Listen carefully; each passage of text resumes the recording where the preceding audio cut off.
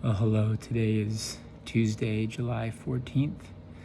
Welcome to our daily devotional for today. And as we begin, I just want to invite you to join me in taking a moment of silence to pause and consider what we're grateful for as we begin our time of prayer together.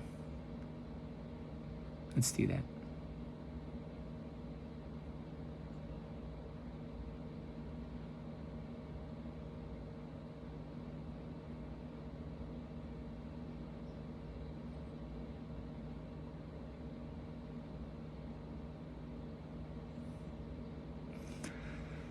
Well, our scripture for today, continuing this theme of blessing through the generations and around the world, will be from Exodus 34, a passage that we've certainly looked at in our sermons in the past. And we're going to look at verses 5 to 7. Exodus 34, 5 to 7, perhaps a familiar passage to some of us. I read it through twice, and again, as always, I invite you to pay attention to what stands out to you as an indication of how God might want to speak to you today. Then the Lord came down in the cloud and stood there with Moses and proclaimed his name, the Lord. And he passed in front of Moses, proclaiming, the Lord, the compassionate and gracious God, slow to anger, abounding in love and faithfulness, maintaining love to thousands of generations, and forgiving wickedness, rebellion, and sin. Yet he does not leave the guilty unpunished. He punishes the children and their children for the sin of the fathers to the third and fourth generation. Again, then the Lord came down in the cloud and stood there with Moses and proclaimed his name, the Lord. And he passed in front of Moses, proclaiming, the Lord, the compassionate and gracious God, slow to anger, abounding in love and faithfulness, maintaining love to thousands of generations, in forgiving wickedness, rebelliousness, and sin. Yet he does not leave the guilty unpunished. He punishes the children and their children for the sin of the fathers to the third and the fourth generations.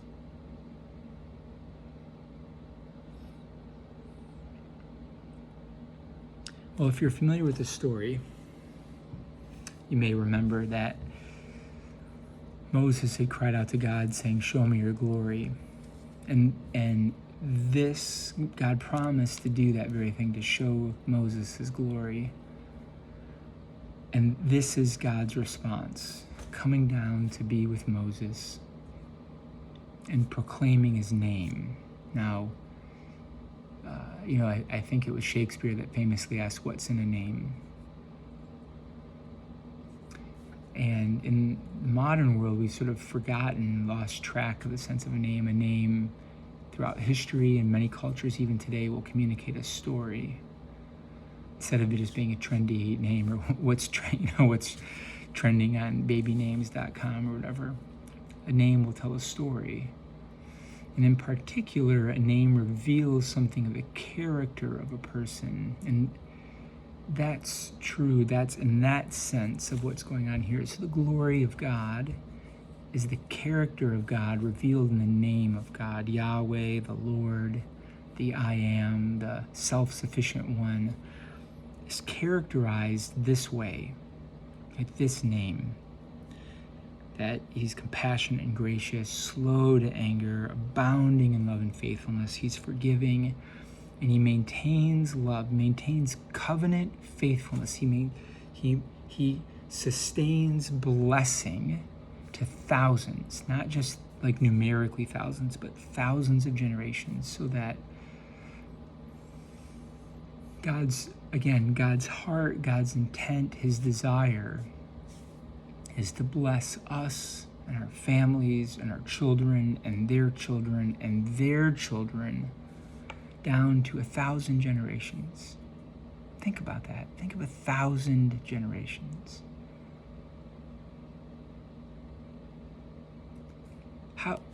What part of your family how far back can you go in your family line? One of my kids has been fascinated with our family history, particularly on my maternal side, and has been sitting, listening to their grandmother share stories about their grandmother and grandfather back as far as we know. And I was thinking about it recently. That's maybe 4 or 5 generations, and there is stuff that carries down, isn't there? And that's what we see here, is that there is consequence that like a broken family connection, or let's say a gambling problem, or a drinking problem, or divorce, or some kind of secret in a family line works. It's not just for that generation. It stays, it lingers in effect, right? For the 3rd and 4th generation is so often impacted by that trouble. Where do you see that in your family line?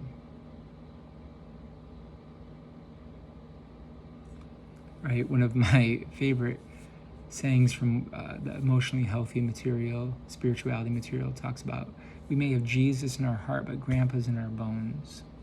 That's what this is getting at. The wonderful but often difficult parts of our family line, they're carried down generationally. But that the problems of that aren't the final word. That's what God is saying here, is that the brokenness and the dysfunction and the curse, really, I guess, or the punishment, if you will, the consequence, the natural consequence of all the problems that families get themselves in, that's not the last word. That, though that is true that it works its way through our family line, but there's something more powerful yet, more lasting, and that's blessing. And that means that God is more powerful than the problems. It also means, and this produces hope, that actually our family stories can be rewritten. So where right now we may be experiencing the consequences of problems, we have the opportunity, as we orient our lives towards Jesus and take steps to draw close, the momentum of our life being close towards Jesus, is that the activities of God described in this passage come to be at work and operative in our lives. So compassion and grace and forbearance and faithfulness and covenants and forgiveness begin to be worked into our lives. And so that blessing comes, and that blessing rewrites our family stories, rewrites our generational legacy. And that's a blessing that comes and can last for 1,000 generations, which is more than 4.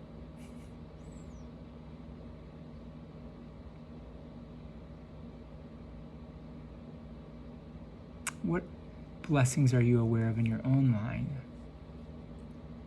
from the past?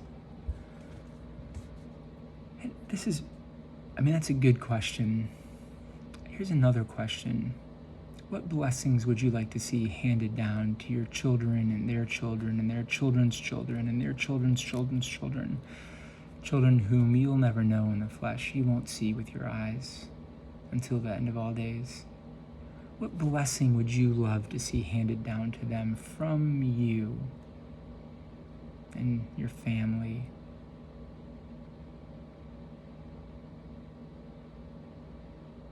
What steps are you taking to participate with God in that blessing being passed along to your family, to your children's children's children's children's children?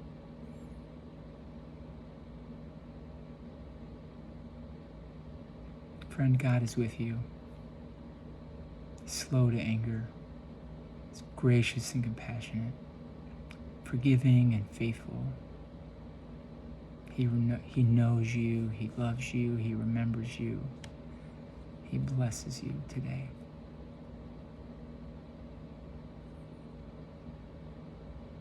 God, show us your glory. And the Lord came down in the cloud and stood there with Moses, stood there with you. and proclaimed his name, the Lord.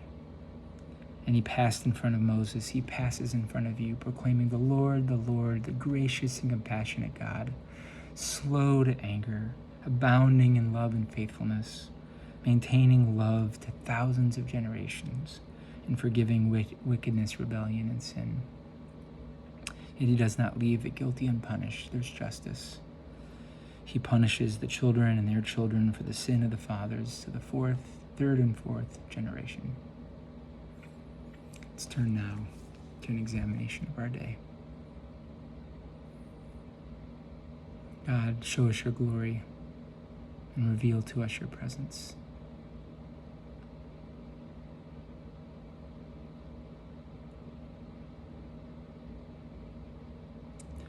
As you think about the last 24 hours, where did you experience consolation? What moments come to the surface when you felt like a lightness in your spirit, just a real sense of rising faith, hope, and love, or the nearness of God's presence? Pay attention to those moments now. Identify them, understand them, and talk to God about them now.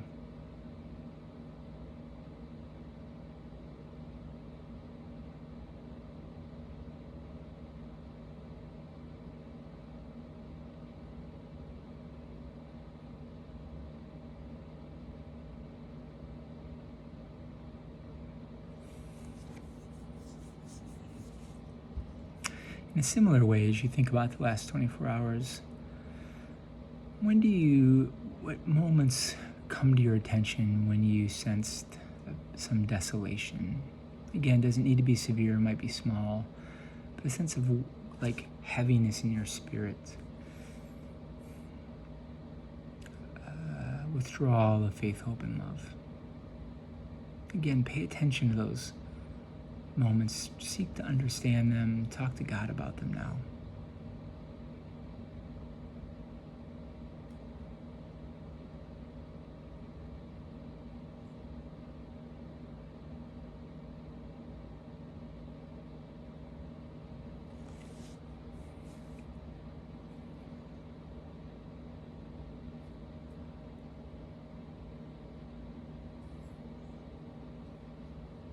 In light of this brief examination, what do you sense God inviting you into for today? How can you respond today? How can you resist desolation and draw close in consolation?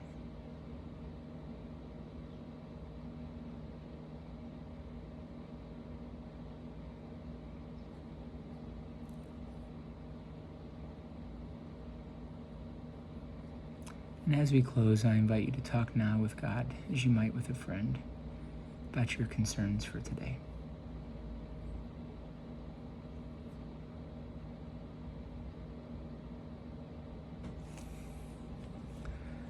Go in peace, friend. You're loved.